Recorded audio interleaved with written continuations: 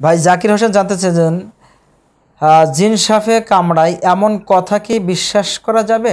ইসলাম এমন একটি জীবন ব্যবস্থার নাম যেখানে প্রশ্ন করলে এমন কোনো বিষয় নাই যে উত্তর পাওয়া যায় না। ভাই জাকির হোসেন খুব সুন্দর প্রশ্ন করেছেন জিনদের সম্পর্কে।